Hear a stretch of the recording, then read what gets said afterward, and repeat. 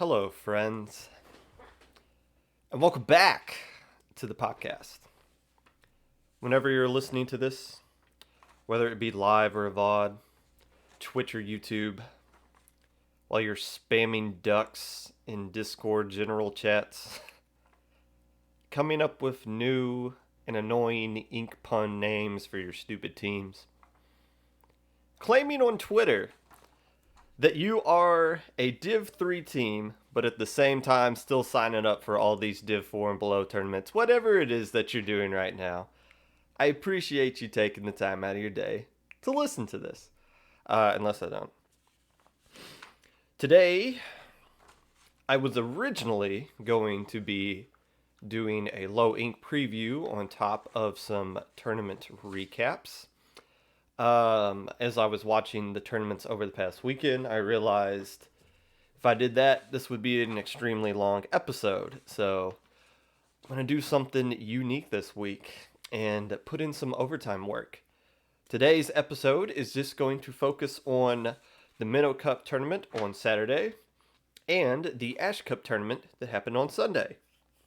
My traditional low ink preview is now going to be pushed down the week to Thursday. I'm going to be at the same time that I normally do a Popcast, which is now, 12 o'clock Eastern Time. So, 2 Popcast episodes in the same week. That's not like me working harder. That's not going to be taxing or anything. Quite honestly, I already have the low ink preview Popcast episode written. There's going to be a lot of adjustments I'm going to have to make when I work on it later today, based off of the stuff that happened over this past weekend. But I don't want to cram it all. I don't want to talk for 3 hours. My voice usually gives out about an hour and a half into these things. The long episodes I enjoy doing are the ones where I'm interviewing somebody, because I can have the other person talk for a good chunk of the time, and I don't really have to do anything, which is a lot of great thing for me. But for these long talky episodes, I'm gonna start breaking them down into multiple episodes, because what else am I gonna do at this time of day? So yeah, let's get into it. But before we start recapping these tournaments, as I take a sip of water.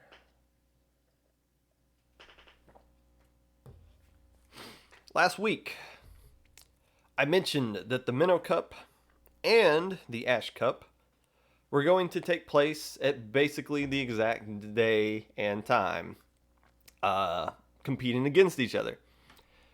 A few hours after that episode ended, Ash Cup announced that they were moving to Sunday, which was awesome. You know, it's I kind of mentioned that Sunday is a possibility for other tournaments. Weekdays are a possibility as well. But I didn't know if the Minnow or Ash Cup were going to try to switch, or if they were just going to, let's just try running this tournament at the same time and see what happens. Instead, Ash Cup, they adjusted their tournaments, and both tournaments really benefited from that switch. 83 teams participated this weekend in a lower level tournament. Now, a few teams did overlap and play in both. I believe I got most of those I think I found every single one of those teams. Surf and Turf, Geek Squids, Shiver Me Inklings, the Deep Fried Octolings, Solution, Kraken Warriors, and Tyrant Inc. There is one team that did also play in both tournaments, but did end up getting kicked from Minnow Cup for acting like children. I don't want to draw attention to drama, so I'm not going to go in depth into talking about it or the team that got kicked, or for the reasons or anything like that. But I will point out that they did break a rule, and they decided to go to general chat and start a bit of a hissy fit about it. Again, not going to name names, not going to draw out information about it, but I don't want to give credit to that team for the way that they acted. They should be embarrassed for what they did. And I will say, other TOs from other lower level tournaments saw that. And we do not appreciate when you go out and personally call out other TOs publicly.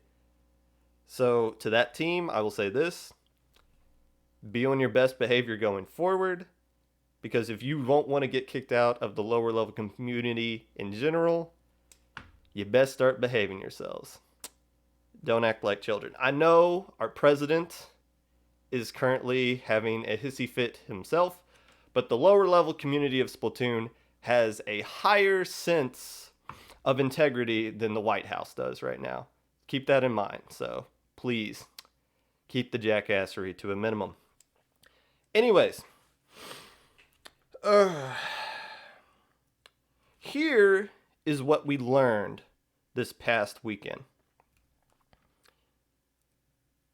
You can do a tournament on Sunday and still be successful. You don't have to cram everything in on Saturday at 1 p.m. Eastern Time. Ash Cup did their first tournament ever on a Sunday, and what happened? They had their biggest tournament ever. Now, they've only had 6 Ash Cups, but this one was bigger than all of them. This broke their record for teams that signed up by 12 teams. The previous record being 18 back in Ash Cup 3, the one that Destiny Troop won. How about that? So not only did Ash Cup move to Sunday, it was their best tournament ever. So there you go. You guys can do it. We don't have to just stick to Saturdays. And this is important. This is extremely important. This little experiment that Ash Cup did, because we have a bit of a problem here in the lower level community. A good problem, but a problem nonetheless. There are an abundant amount of tournaments that are focused on just Div 4 and below teams, which is great. Again, back in my day, all we had was low ink, and even low ink was sus in the early days. But now there's just so much stuff. But the problem is, how do we find time to get all of these tournaments in? Let's just use this month as an example. On the 7th, so the first Saturday of the month, Checkpoint 1. Keep in mind, the Saturday before that was the Xanadu tournament and then low ink. But if you look at the 14th, Minnow Cup. The 15th, Ash Cup. The 21st of this month, low ink. The 22nd, low ink. The 28th, Little Squid League. So this month alone, every Saturday and 2 Sundays is a tournament for the lower level community in particular. That's 6 weekend days in this month alone. That is insane. That is absolutely insane. Now, for somebody like me who does a podcast focusing on just lower level stuff, this is awesome. I barely have to do any research at all. I can just watch a tournament and then I can talk about it for an hour. That makes my job of coming up with content for something like that extremely easy. But how are we going to find time to get all of these things in is the problem. And it's not just Ash Cup. This is the first time. Well, I don't think this is actually the first time Ash Cup has moved their tournament for something else. But Little Squid League has moved their tournament doggone 3 times now. They'll always announce a tournament and then something else will pop up. Checkpoint 1, Inkstorm 8, whatever. And then they have to move their tournament. Which, hats off to those guys for adjusting on the fly constantly and never really having that safe date that they can always go to get their tournament in. But keep this in mind too. The Xanadu tournament series, while it is coming back, it's not going to be a lower level tournament exclusive anymore. It's transitioning to more of a mid-level tournament, kind of targeting the teams that sign up for Midway, which is great. We desperately need more Midway type tournaments. So Xanadu's going away. Ash Cup is a bi-monthly tournament, so we don't need to find a slot for Ash Cup every single month, just every other month. But also keep this in mind. We didn't have a Launch Point Draft Cup this month. That'll probably be coming back at some point. We didn't have SAC. SAC's coming back in January. How the heck are we going to find time to fit all of the SAC tournaments into this tightly packed schedule? I have no idea. We didn't have any major tournaments. No Ink for Pink, no Inkstorm. No, maybe the Crown will show up at some point. These tournaments will come back. And you guys know that when these major tournaments come back, they're always like, hey, lower level community, come sign up for these tournaments so you can get your butt kicked by FT Win. How much fun is that? We need as many teams as possible to show the whole world that the community is still strong. So we need the lower level teams to show up to be sacrificial lambs for that. We have to adjust all of our tournaments to make room for those those majors so that we can show up for our biannual butt kicking, right? Uh, and we did those things are going to start coming back too. So when we bring in all of those things, even though we're losing Xanadu, we're bringing in all these other stuff. It's like, okay, how are we going to find time for the Minnow Cup, Ash Cup, Low Ink, Little Squid League, Checkpoint, Launch Point? There's just so much stuff going on here. So that's why Ash Cup moving to Sunday is so significant, because they proved that you can move a tournament to a day off of Saturday and still be successful. In fact, be the most success your tournament has ever had, ever up to this point. Um, so Sunday is now officially on the table. For any of you who thought, well, you can't do Sundays because it's the Lord's Day. The Lord don't care if you play Splatoon on Sunday. He's going to be fine. Trust me. Uh, Another thing, but at some point, Sunday is even going to be too much because we're growing at a rapid pace. The other solution, something we haven't seen yet at all in the lower level community, as far as I can remember, we don't have any weekday night tournaments yet. So that's still on the table. Now, I know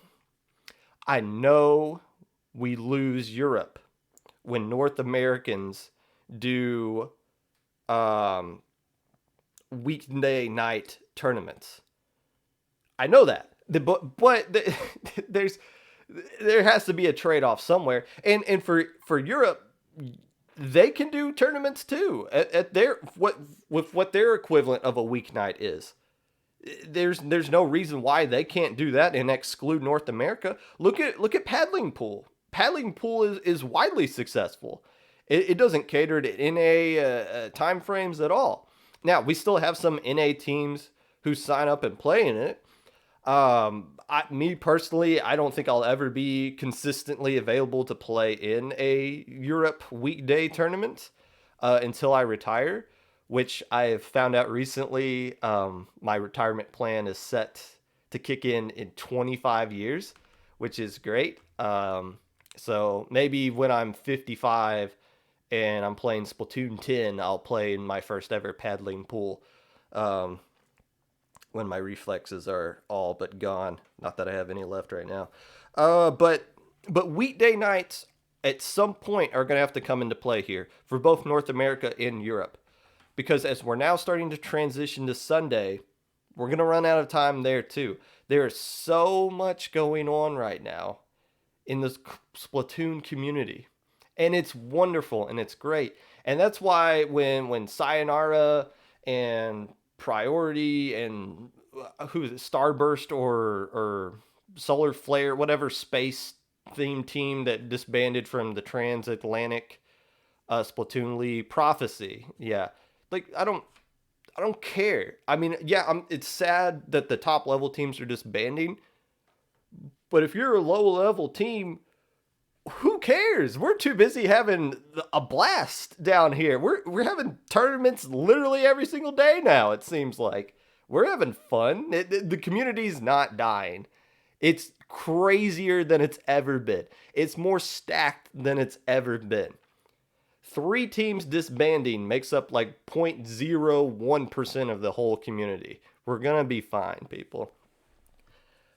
But again, for us to expand, Ash Cup is the pioneers. Hats off to them for being the first team or the first tournament to move to Sunday and proving that Sunday is a fantastic day to have a Splatoon tournament for the lower level community. Done with that.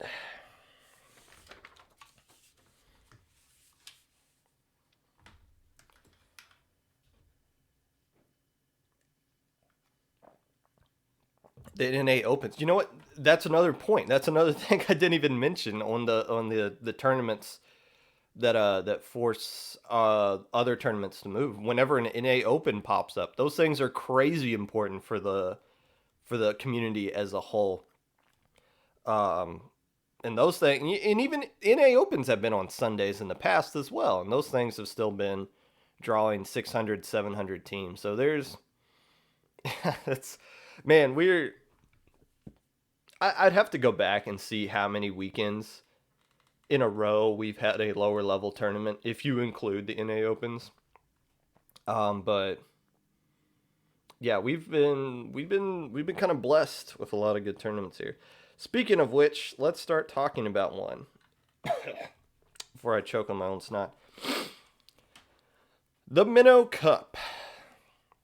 This was this was a brand new tournament, the first Minnow Cup to ever run, and it got 53 teams registered for it.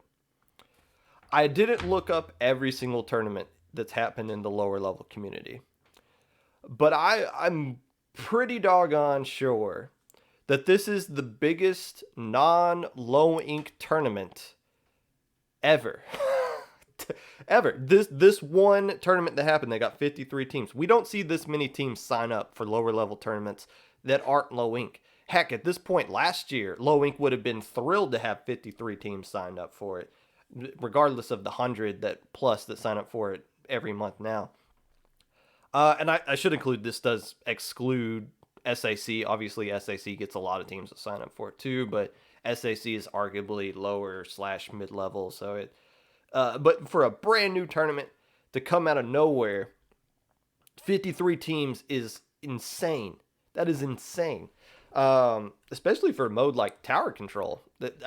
What's going to happen when they do splat zones only? A mode people actually like. Now, Clan Blitz is next month. I'm a big fan of Clan Blitz. Nobody else is, but it is what it is. I'll be excited to watch it. Maybe I'll smurf into it so that I can play as well. I mean, it was a first time tournament. A lot of staff were new to this tournament, so there were some flaws and there were some things pointed out in feedback, which was taken into consideration by staff, which means the next tournament's going to be even better. So, 53 teams signing up for this one. You know they're going to come back next month expecting an even better product. Now that staff have gotten their feet wet and they know what to expect and know how to handle issues as they arrive. The one thing I will point out, it was Swiss. It was best of three instead of play all three. I think they realized that mistake. I'm assuming it's going to be play all three going forward. The main problem with that is Swiss is a lot of tiebreakers. And we have seen that third game come into play in the past. Keep in mind, Oblivion didn't make alpha bracket last month in low ink, got stuck in beta because their opponent win percentage was tied with the team that finished 8th right above them, but their actual win percentage was off, which is the second tiebreaker. So that third game is extremely important if you want to do Swiss as far as tiebreakers go. And once again, it was keep this in mind as I recap this whole tournament. It's tower control only. So when I say this team beat that team, and it's like, or maybe this is the first time this team has ever beaten that team, keep in mind they only play tower control. Winning Minnow Cup is a great thing, something that a team should be proud of, but it's not the same as beating somebody in Ash Cup or even Little Squidly, just because it's all the modes.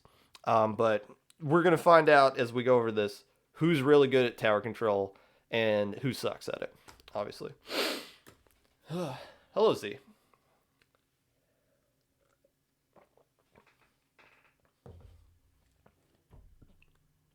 Assert mode dominance. It's gonna be splat zones. I wonder, I back when BNS was a thing, my team would begrudgingly sign up when it was all Rainmaker. In fact, I think the first tournament we ever did was an all Rainmaker BNS. Fun times, but it is what it is. Let's look at some matches in particular from the Swiss stage. First off, Oblivion 2-1 over Omega Rush. Omega Rush won checkpoint 1. And I was curious to see how they would do in a more competitive tournament setting. We've seen Omega Rush sign up for the past 2 low inks and then drop like after the first couple of rounds. So we never really get to see we haven't really got to see them in legit action up to this point. And taking on a team like Oblivion, that is was in beta bracket, but is definitely more than capable of being an alpha bracket team, and losing to them 2-1. That was kind of a measuring stick match for Omega Rush. Taking one game off of them is nice. Shows that they're competitive with Oblivion, which is a good thing, even though they didn't get the win. Splatarians 2-1 over Enigma. This one I'm highlighting because Enigma is a new-ish team made up of some veteran players taking on a team like Splatarians, which is a veteran team, a long time veteran team. So Enigma showing, at least in tower control, that there could be competitive with a team like Splatarians is good, even though they didn't get the win. But the veteran team in Splatarians obviously proving to be too much there. Another Enigma game I want to point out: CIA versus Enigma. This one wasn't competitive. It was 2-0 in favor of Enigma.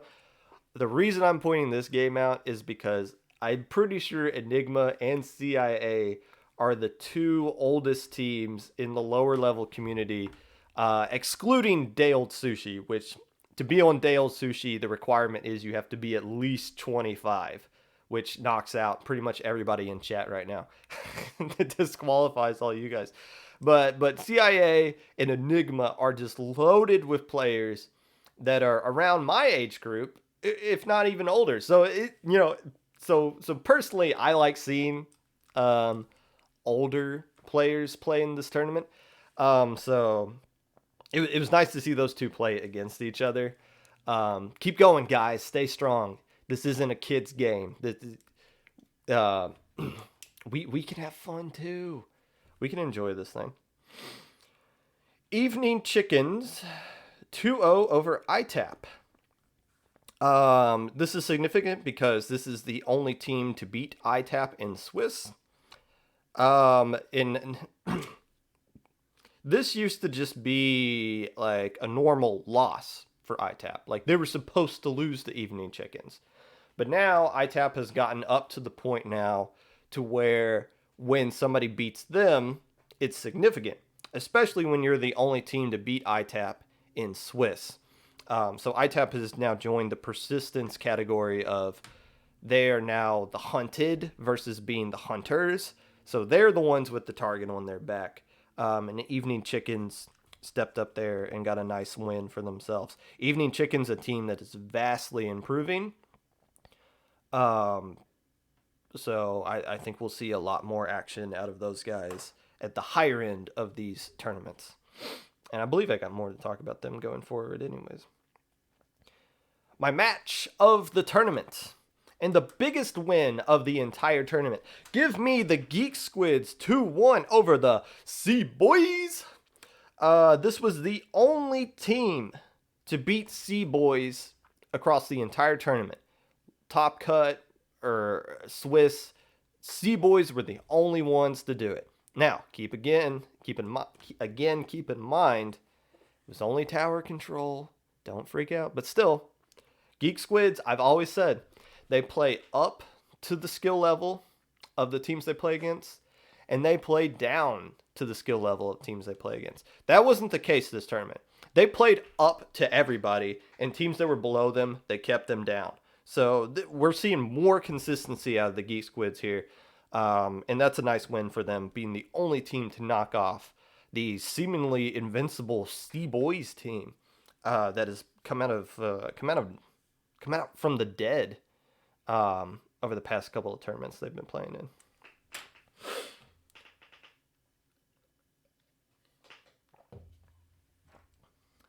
ITAP will win a low ink very soon. Define very soon. See, it's real easy to just be like, oh, this team's going to win. No, we want predictions. Give me a date. Are they going to win this tournament or next? Because that's the only tournament coffee that qualifies as very soon. You can't just make blanket statements like that. My winners from Swiss. A lot. There's a lot of winners. I tried to narrow it down because I don't want to spend all day talking about this. Um, I'm already 30 minutes deep into this one. Give me deep fried octolings. Oh, excuse me. The deep fried octolings. Going 4-1 in Swiss, notable wins against Ink Kings and Kraken Warriors, an alpha bracket team from last month. And Vento, only loss came to Synergy, a team I'll be talking about later. Another winner from Swiss. Give me Vibes. No idea who these guys are. None. But they're 4-1. Only loss was to Persistence, but they did manage to take a game off of Persistence. Key wins coming against Inked Dragons and Oblivion. Hopefully we can see more Vibes and Low Ink. They seem like a team that can contend for Alpha Bracket. Minus Tooniverse. I think they're called that because Miss Popgun and Spicy were TOing and weren't playing, but I looked at the roster, it was still Tooniverse. So you're still Tooniverse, okay? Don't. This isn't like some pickup team. Your actual team played here. So Tooniverse. Key wins coming against Breakfast, which had an exclamation point at the end of their name, so I guess it's pronounced Breakfast. Splatarians only loss to Persistence. You know, I don't talk about Persistence much. I don't give them much praise. But when you read off teams that did a really good tournament and you keep consistently saying the only team to beat them was Persistence, that kind of just shows you how good Persistence actually is. Is that these teams are dominating these tournaments and then they play Persistence and it's automatically an L. So there's kind of a slight compliment there to Persistence to talk about all the teams that do really good until they play them. Solution went 3-2 with key wins coming against Carbonado, an alpha bracket team. Only lost to Sea Boys and Breakfast. Man, those guys are really excited about Breakfast. Also, my last winner from Swiss, give me Citrus, went 3-2. Once again, beating Carbonado and Surf and Turf as notable wins. Only lost to Breakfast and Omega Rush. So a nice win for Omega Rush. I talked about them not beating Oblivion. Beating Citrus here was a nice win. Citrus, a team that made Gamma Bracket last month, came out here and beat an Alpha and Beta Bracket team. So nice result there for Citrus.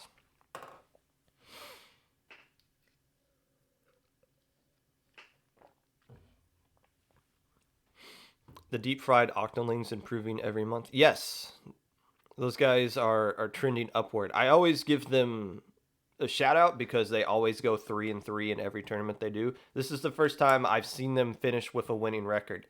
4-1, very nice result there for octoling. You like me saying Sea Boys? Well, you're in luck because there's a lot more Sea Boys to be coming. Let's look at top cut. This was a top 16 top cut. That's a pretty big, massive top cut for 53 teams. But this just gives me more matches to look at, so that works out for me. Notable matches from Top Cut. I got 3 for you. First off, Sea Boys 2-0 over Persistence. This is notable because these two teams keep finding ways to take games off of each other. Back when Sea Boys were known as Mukuna, they upset Persistence in a low ink in the losers bracket. Persistence got revenge on them in the most recent Xanadu tournament series, beating them 2-1.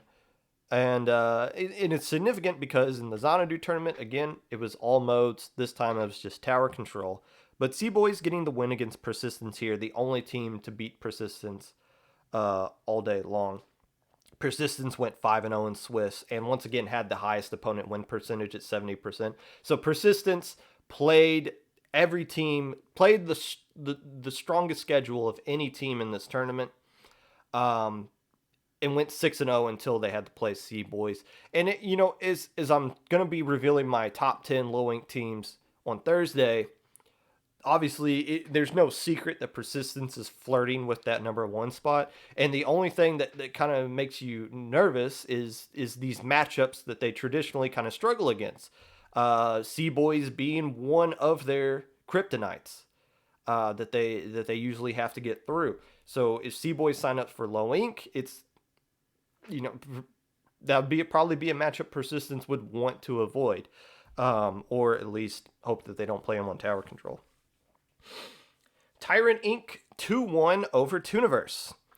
And Tyrant Inc. has been absolutely on fire since they've come back from the dead, when they just kind of fell off the face of the earth in February. I still wonder if Tyrant Inc. just, when the shutdown happened for COVID, they just stopped playing, and now that things were slowly reopening, they suddenly came back. But ever since they've come back, they've been playing really strong here, and getting a 2-1 win over Tooniverse is a very nice result for them. Breakfast 2-1 over Oblivion. This was a round 2 matchup. Breakfast is a new team. I briefly looked into these guys. They seem like a new team made up of free agents from other low-ranked teams. I don't know if this is an actual new team or just a pickup. It would be nice if this was an actual new team, because this close win 2-1 over Oblivion. Oblivion being a new team that has played in low ink last month. As we start to see teams getting cycled out of low ink, whether they're just being banned because we realize they're actually too good, or they're winning and getting banned that way, we got to be thinking, what is the future of the lower level community? Who are going to be these new teams that step up? Who's going to be the next Persistence, the next Revitalize? I guess you could say, like, who's going to be the next Ravenous Raccoons or Port Raccoon? It's probably going to be Oblivion and Breakfast. So I might be looking back at this match later down the road when I'm talking about teams that played against each other, teams that are at a similar skill level. Breakfast playing Oblivion for the first time and getting the win 2-1. That might be something that pays dividends down the road, for the lower level community. If these two teams, if Breakfast is an actual team and they become one of the new faces of low ink, as teams start to get shifted out there. My winners from Top Cut. Give me Tyrant Inc. Obviously beating Tooniverse 2-1 and beating Evening Chickens 2-0, losing to C Boys in round 3. Once again, I've talked about Tyrant Inc. being a really nice team, and this was a good result there. I'm not done talking about them. They played really well in Ash Cup. Breakfast beating Oblivion, like I just talked about, 2-1, but also beat Vibes, that really strong team that finished 4-1 in Swiss. Only loss was to Synergy in round 3. A combined winner roll. I'm going to be sharing this one between Evening Chickens and Oblivion. These two teams were in beta grand finals, playing it out against each other, taking sets off of against each other in betas last month in low ink. They both tied for 8th place here, getting eliminated in round 2. So a nice result for those two teams. And my last winner from Top Cut, or just if I were to name like one winner all around, had a really impressive Swiss and a not a bad Top Cut, but Geek Squids deserve some recognition here as well. They beat Splatarians, the Boys, Inked Dragons, and only losses to Persistence, yet again, and Synergy, a really strong team that I didn't know existed until this tournament started. You can rebrand as a food team. You already got coffee. I don't know what Sir Skit would be. Don't know what Kami would be. I don't know what Cannon. Yeah, you can't rebrand as a food team.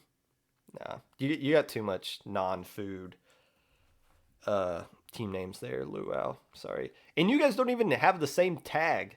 Luau, come on. You guys need to get a tag. You need to show some uniformity.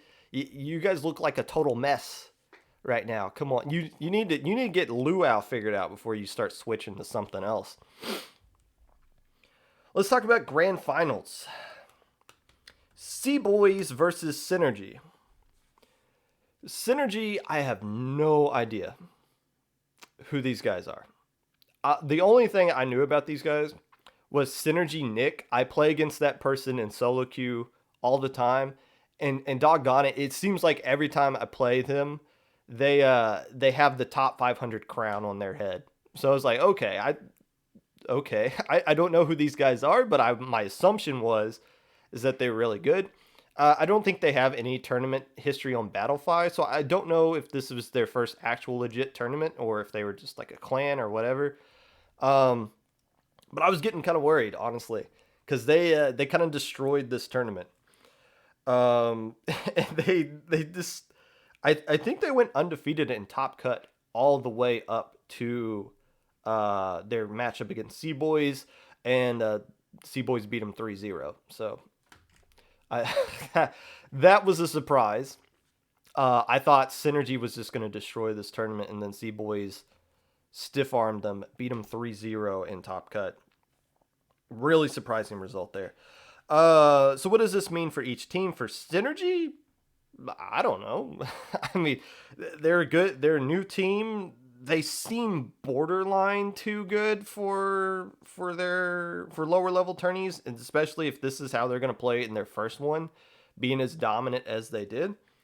I would like to see them in other non-lower level tourneys. Hopefully they can sign up for SOS or Testing Grounds or the Midway tournament coming up or something like that. I don't know if they're EU or NA, if they're even available for stuff like that, but I don't think, just based off of this performance right here, I don't think we're going to see too much more of Synergy in lower level tournaments in the future. They might get like one more grace period, but these guys might be too good. What does this mean for C-Boys? Well, vast improvement for them. They finished second in the Xanadu tournament 2 weekends ago. And the reason they finished second is, I hate to say it, but it's mainly because of connection issues. They disconnected 4 times in their grand final set against the West Broadway Grillers and still almost beat them. They didn't. They finished second here. This time around, no connection issues, at least that we saw on stream. They seemed perfectly fine, and they destroyed Synergy 3-0 because of it. The last time we saw C-Boys in Low Ink, they won beta, but that was in August, and I think they went on a bit of a hiatus since then. So, if they play in Low Ink, if they're allowed to play in Low Ink, they're obviously going to be a top 10 team. They can beat anybody. They have beaten anybody. They beat Persistence in this tournament. So this is C-Boys have drastically improved since their hiatus a couple of months ago. Now, once again, as I said at the beginning of this recap, and I'll say right now, this was tower control only. So don't jump off don't go crazy just yet and announce C-Boys the best team ever. They're good at tower control. And obviously with the Xanadu, they're good with that. Let's see how they do in other tournaments. Let's see how they do in Low Ink. But for this tower control only Minnow Cup, congratulations C-Boys for winning that. And we're done with that tournament. 40 minutes in already. I still got another tournament to go. This would have been like a 2.5 hour podcast if I included the Low Ink recap here. Rocky, you've missed nothing. I'm literally just now going to start talking about Ash Cup, so perfect timing for you.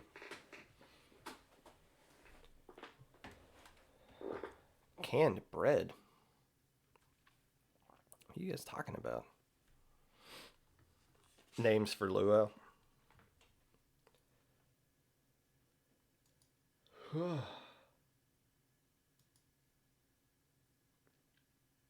Did they catch that hacker, by the way? I think they did. Oh, is there a new hacker right now? Did somebody just destroy Rainmaker and Clam Blitz? I think somebody. Hold on, I want to check this. Somebody just posted something in the Discord that a new hacker just showed up using Junior. Yeah, somebody has 131 points in Rainmaker. 131,000 points in Rainmaker right now. Oh my gosh.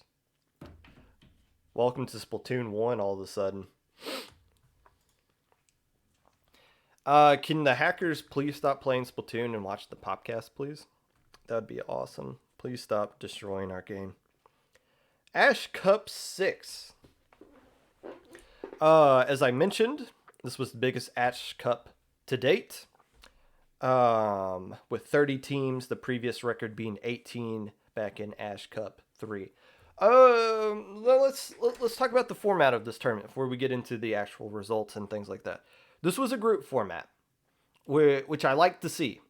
It's different. It's not Swiss. Swiss is probably the best for lower level tournaments, but it's boring, especially if everybody's doing it.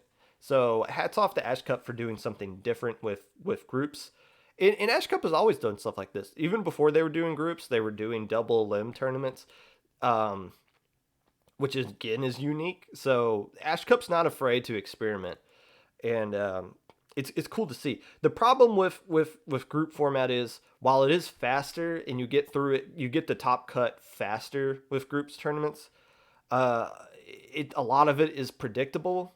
In fact, there were 6 groups in total, made up of 4 or 5 teams. Some teams got a bye, which was an automatic win depending on how many teams they had. 5 of the 6 groups went as scripted, meaning you had a 4-0 team, a 3-1 team, a 2-2, 1-3, 0-4. So like 5 of the 6 groups, you could have just, yep, this team's going to beat that team, stuff like that. There were a few upsets in between here and there, and I think I found literally every single one. But that's the problem with Swiss is, or the problem with group is that it's like, okay, there's going to be a certain number of teams that are going to be projected to not win at all. And that sucks for a lower level tournament. While Swiss is boring and repetitive, and the good news about Swiss is that from rounds 3 through 6, it's guaranteed to be competitive for literally every single team still playing in the tournament. For group, you're gonna have a team that's signed up, and you're like, okay, you have no shot, kid. Here, go have fun. Maybe you can win one game. That's not the best for for building up lower level teams. But as we get into this Ash Cup, you can kind of see Ash Cup is probably the most competitive tournament in lower level community, especially with the teams that they allowed to sign up and play in it. And double limb is probably better too, just because, okay, you at least have a chance to win one game. Like, before you play the number 1 seed, if you're the lowest ranked team in the tournament, you're probably going to start off playing the team that was the second lowest ranked. So you at least get one match that's competitive before you play the number 1 seed, and then you go in the losers bracket and you have some opportunities to do stuff there. So you're not at least projected to be destroyed the entire time. You at least get an opportunity to get some wins here. And I'm not like shaming Ash Cup or anything like that. Again, I'm praising them for doing something different. It would be nice to see if there was like a silver bracket or something for like the teams that finish at the bottom, just so they have like one more opportunity to do something, get some more experience. Which is what the focus of lower level tournaments traditionally is. But Ash Cup seems more focused on the stronger teams that play in the tournament, which is fine.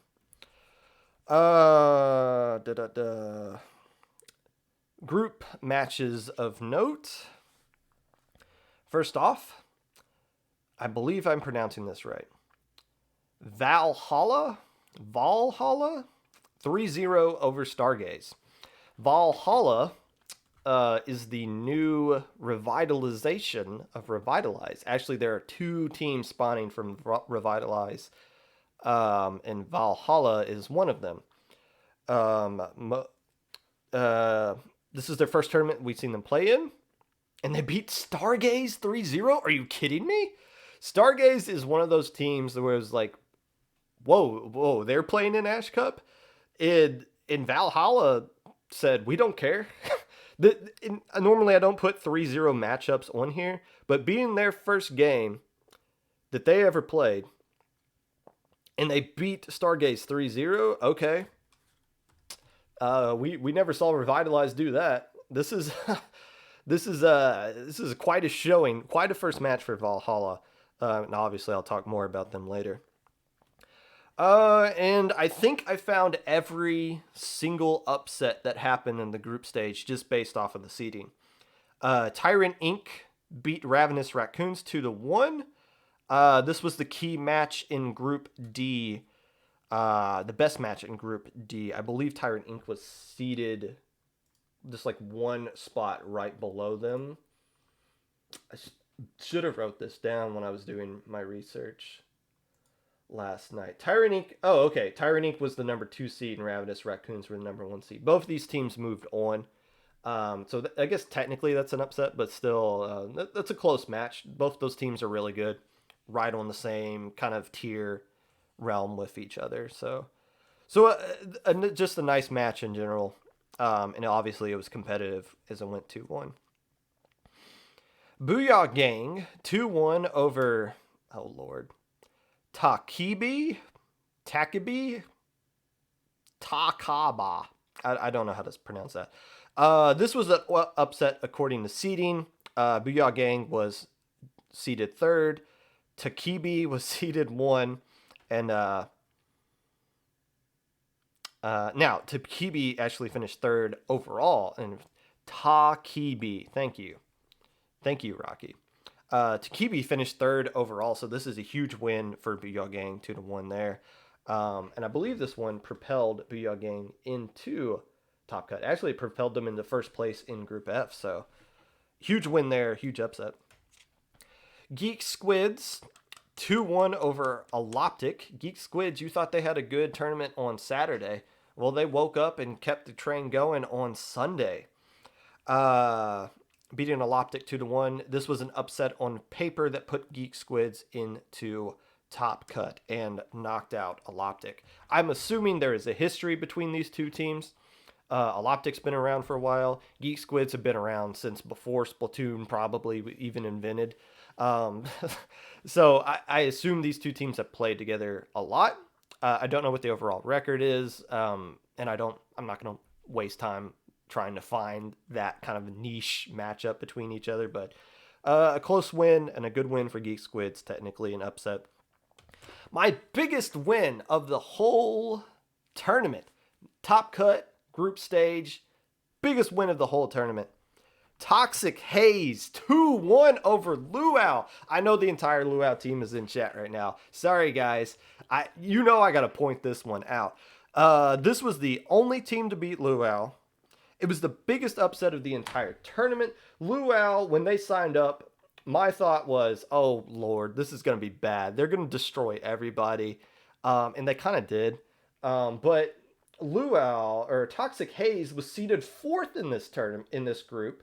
They didn't make Top Cut, but they found a way to knock off the number 1 overall seed. Now, full disclosure, Toxic Haze does have some members on it that play with Z from Destiny Troops, and we've been grabbing a couple of these guys to scrim with us recently, and have been subbing with us for tournaments. The rumor is they call themselves the Destiny Cadets. But these guys are really good. These guys are pretty good here. They didn't make Top Cut. They were seeded 4th and they finished 4th. But sorry, Luau, credit where credit is due. That's a hell of a win for Toxic Haze there. Now,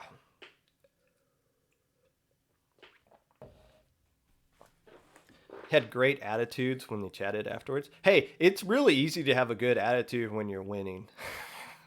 Honestly. uh, just ask our sitting president. Winners from groups. Give me Booyah Gang. These guys were seated third in their group of Group F, and they went undefeated. So they weren't projected to make Top Cut, and they said, "Well, we'll just take one of the top seeds in Top Cut. We don't care." So very nice result there for Booyah Gang, not to be confused with Bread Gang or Owo Gang. A lot of gangs we got showing up in Splatoon recently. Give me Geek Squids, another team seeded third in their group, finished second in Group B. And shout outs to Geek Squids. They weren't the only team to do this, but one of two teams of the 83 combined teams that signed up for both tournaments this weekend to make Top Cut in both Ash Cup and Minnow Cup. Even more impressive here because they were projected not to make Top Cut. So, Geek Squids, not a bad weekend for them. My biggest winner of the group stage, give me Adrenaline Splatoon. I have no idea who these guys are. I don't think the TOs did either because they were seeded to finish last in their group. Instead, they went 3-1, beating Kraken Warriors, an alpha bracket team, and Solution, a beta bracket team. They did lose to the number one seed in their group, Time Zones 59 3-0. But Adrenaline, they didn't care what seed they got. They showed up and showed out. So hats off to them. Again, I have no idea who those guys are. But a nice result there, obviously, on paper for Adrenaline. All right, let's get into Top Cut. The one thing I'll note about Top Cut before I get into the actual matches. In the past, Ash Cup has done counter picks in Top Cut. That wasn't the case this time around. That's fine. I was personally a fan of watching the counter picks because I like watching lower level teams shoot themselves in the foot because they have no idea what they're doing with counter picks. So maybe that's why they got rid of it. And it was obviously it made things smoother. If anything, it makes Top Cut go quicker because you don't have to sit there and think about what your counter pick is going to be. Which, if you do, there's a lot of things you need to consider into that. You don't just pick, well, this is a good map for us, so we're just going to pick that. But then you think, well, wait a minute. This might be a really good map for them too. What can we do that would hurt them and help us at the same time? That takes a little bit of time and a little bit of thought. So just you play on these 5 maps. Go have fun. That speeds things up. So maybe that's why they went with that. But personally, I did like seeing the counter pick system. I thought it was cool. It's a unique aspect, but I'm also not playing in this tournament, so it doesn't bother me at all. Matches from Top Cut. I only got one to talk about. Pretty much all of these were 2-0s, 3-0s, a couple of 3-1s here and there, but most of these were just butt whoopings until we got to the actual matches that meant something. The one match of note from Top Cut that wasn't Grand Finals, Luau 3-2 over Stargaze.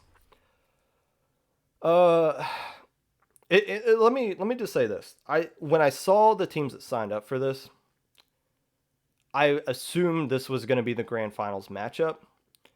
Stargaze finished top 3 in SAC, which is a Div 3 and below tournament, arguably a Div 2 and below tournament. I have no idea why they would sign up for Ash Cup or be allowed in Ash Cup.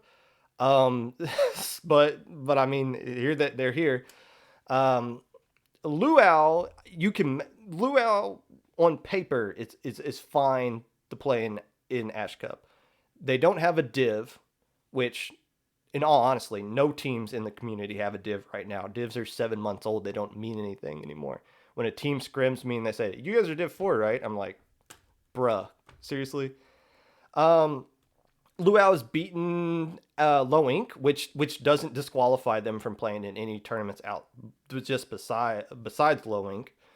Um, but and Low Ink's been on a bit of a hiatus Luau's been on a bit of a hiatus as they try to recruit new players. And now they got their actual roster set. And when I saw that Luau sign up, I was like, oh Lord, this is gonna be bad. Now credit where credit is due. Stargaze tripped up in groups to Valhalla.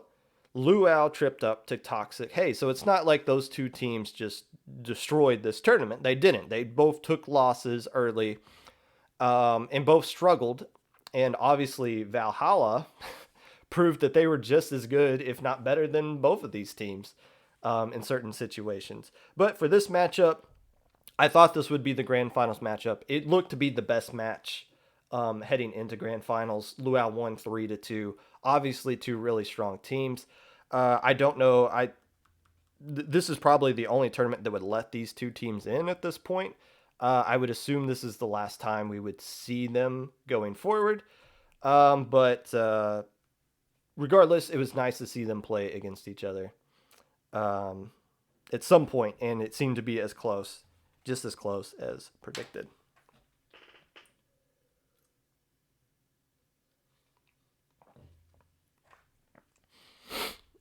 Winners from Top Cuts. I got 3 here. First off, Infinite Splatoon. These guys were eliminated in round 2, but did beat Geek Squids.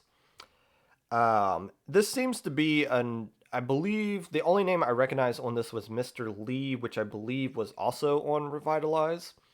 Valhalla and Infinite played against each other, so maybe that was a bit of a family fight right there from the old days.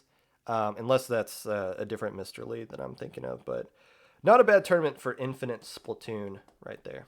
Wug loves them, so that means I'm probably right about that. Tyrant Inc. finished tied for third. Look at what Tyrant Inc. did in this weekend. They finished tied for third in Minnow Cup, and they finished 4th place in Ash Cup here, losing to Takibi in bronze in the bronze medal match. So Tyrant Inc. arguably having the best weekend of any team in the lower level community with their placements in both of these two tournaments. So a very nice result there for Tyrant Inc. My biggest winner from Top Cut, without a doubt, has to go to Takibi. These guys were seeded 12th. And keep in mind, this was the team that got upset earlier by Booyah Gang.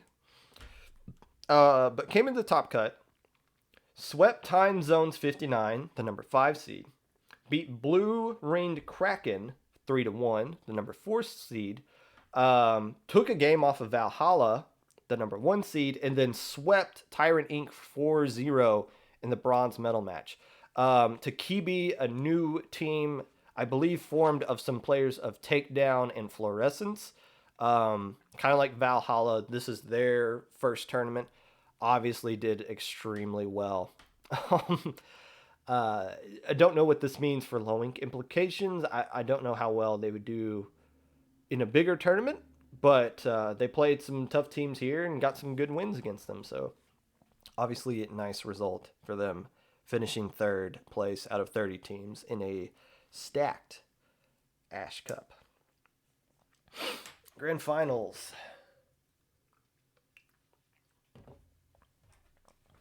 Luau versus Valhalla. This was a great set to watch. And again, no counter picks this time around. It was just, here's the maps, go play them, have fun, kids.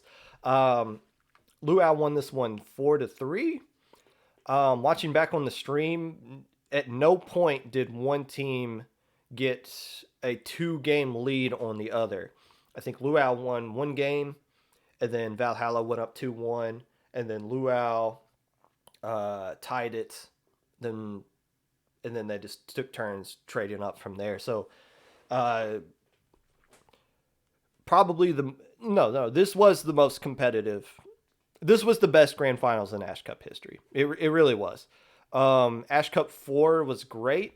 The problem with Ash Cup 4 is that there was counter picks, and the decisive game 7, the team counter picked literally the worst map and mode they could have picked and completely shot themselves in the foot. And Saxophone Ducks took advantage of that and just destroyed them in an anticlimactic game 7. Ash Cup 3 went to a game 7, but that was a double elim, and the team from the losers bracket didn't force a reset, so that one went to game 7. But this game 7 had a lot more on the line, and this game 7 was actually close. Fern did DC on Mako Mart zones. I didn't catch that. I did see you guys had 5 players, which is nice that you could sub people in and out if you want to go anchorless or not. But I did see Fern play, but I knew Fern wasn't in on the last game. Or maybe they were. What do I know? But yeah, a really good set. So what does this mean for both teams? For Valhalla, welcome to competitive Splatoon. Jesus Christ. Came out and dominated, obviously beating Stargaze, almost beating Luau in grand finals. This was quite a performance from them. If they keep playing like they did in this tournament, they might not be a team I get to talk about on the Popcast too long. They might find a way to get themselves banned from all these tournaments with how well they played right there. Very impressive from the revitalized team in Valhalla. These guys look much stronger and a lot scarier than what they used to be beforehand. So keep an eye on these guys for as long as we're allowed to keep an eye on them, because they look pretty good. For Luau, they join a very small list of teams to have both won Ash Cup and Low Inc. The other teams to do that being Collapsia, Xanadu, and some scrub team called Destiny Troops. That's a dumb team name. I don't know who those guys are. So those are the only 4 teams, Luau included, to ever win both Low Inc. and an Ash Cup. So very hollowed ground that Luau finds themselves in. This should be the last lower level tournament we see Luau in. I don't see. I mean, what's left? Obviously, they can't do Little Squid League. If they sign up for Minnow Cup, I will throw a hissy fit in general chat and get myself banned from that server. They don't need to be playing. Now, when SAC rolls around, where's Luau going to be? You got to consider them to be a favorite to win the whole thing at this point. I mean, there's no reason to believe otherwise. And I'm really excited about SAC, man. It's going to be stacked this upcoming year. But for Luau, yeah, I thought this was going to be an easy win for him. It proved that there wasn't. Stargaze almost got him. Valhalla almost got him. No, the Toxic Haze got him, though. You can't get past those Destiny cadets. They're too good for you guys. Don't mess with them. But obviously, congratulations to Luau for winning that. And one more congratulations to C Boys for winning the Minnow Cup. So that's it. We got through it, all of it. Are well coached. No, we don't. Destiny Troops has nothing to do with coaching Toxic Haze. That's for sure. They're trying to claim us. We're not claiming them. I got too many people trying to claim me as their surrogate father, as it is. So that's it for this episode of the Popcast. Yeah, I don't have the energy to go through an entire Low Ink preview. If you came here for a Low Ink preview, that is going to be this upcoming Thursday at the normal. Oh crap! I pasted when I should have copied. Copy. is going to be this upcoming Thursday at 12 o'clock. We're going to do the usual um, top 10 lists of low ink teams I think are going to win, all that good stuff. Teams I think are going to move up from gamma to beta to alpha, yada, yada, yada. Hey, if you haven't signed up for low ink yet, and you're waiting to the last minute to do it, don't wait till the last minute, you jackasses. Click that link right now and go sign up your team right now. It takes 1 minute. A minute and 30 seconds if you're a moron. But you can do it. It's so simple. Sign up now so that low ink staff can verify you. Now, K-Bot, you know you're good enough to play in low ink. You know you're not going to be banned for low ink. You might as well sign up for it too. I don't see any reason why you shouldn't. So sign up now. Again, every single player that signs up for low ink needs to get verified. If each team brings an average of 6 players and there's 100 players, that means low ink staff has to verify 600 players every month. So please sign up now so that low ink staff can start verifying players now. Don't wait till the last minute. Don't try to sneak in with your Smurf team the day of, like we're not going to catch that. Like you're going to get away with it. Like oh wow, what a unique concept. You're the first person to decide to sign up the day of to sneak your Smurf team in. It's not going to work. Do it now, please. And come back Thursday for the low ink preview. With that being said, let's go raid. He can't be streaming at this time of day, can he? Why not? Let's go raid this dude. Enigma ZV. Hey, if you would like to be a part of the podcast in any way, feel free to reach out to me on Twitch at PopGun25, YouTube at 25PopGun, which is where I save all the VODs, Twitter at Mr_Popgun, or Discord at PopGun, #5882. I get a lot of nice fan mail, I like to call it. You guys have DM'd me saying, hey, you talked about my team. I really appreciate it. Or, hey, here's some more information that you might not have seen. I really appreciate that stuff. And I really thank you guys for giving me that kind of feedback. The feedback keeps me going to do this. Not that I'm like, oh, this is such a hard thing to do. But, like, the feedback is like, okay, people are enjoying this, so I'm going to keep doing it. So I appreciate that kind of stuff. And I would really appreciate it if you morons would start wearing masks that cover your nose. You guys breathe through your nose. I know you do. I know you breathe through your nose. So cover it with a mask. Please.